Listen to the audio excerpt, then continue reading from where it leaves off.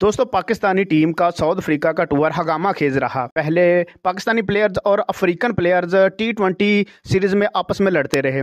इसके बाद ODI series में मोहम्मद रिजवान और क्लासन के दरमियान तगड़ी लड़ाई देखने को मिली, जबकि पहले टेस्ट मैच में कामरान गुलाम और कगिसो रबाडा आपस में लड़ पड़े। और इसके अलावा दूसरे टेस्ट मैच में पाकिस्तान के किंग बाबर आजम और अफ्रीकन बॉलर मल्डर आपस में लड़ पड़े। बाबर आजम और अफ्रीकी बॉलर की लड़ाई की वजह क्या थी, वो भी आपको इस वीडियो में बताएंगे, लेकिन वीडियो को लाइक और चैनल को सब्सक्राइब कर लें। दोस्तों, दूसरे टेस्ट मैच की पहली इनिंग में साउथ अफ्रीका ने 615 रन बनाए, जबकि पाकिस्तानी टीम अपनी पहली इनिंग में 190 रन बनाकर ऑल आउट हो गई। तो अफ्रीकन टीम काफी खुश थी कि हम इस मैच को जल्द ही जीत लेंगे, और अफ्रीकन टीम ने पाकिस्तानी टीम को फॉलो ऑन करा दिया। पाकिस्तानी टीम के ओपनर साइम अयूब पहली इनिंग के दौरान इंजर्ड होकर टीम से बाहर हो गए थे, और उनकी जगह बाबर आजम बैटिंग करने के लिए आए। दोस्तों, पाकिस्तान के किंग बाबर आजम और कप्तान शान मसूद ने अफ्रीकन बॉलर्स का सारा गरूर खाक में मिला दिया, और इन दोनों के दरमियान 205 रन की शानदार शराकतदारी हुई। दोस्तों, जब पाकिस्तान के बाबर आजम 58 के स्कोर पर बैटिंग कर रहे थे, तो मल्डर ने बाबर आजम को बॉल करवाई।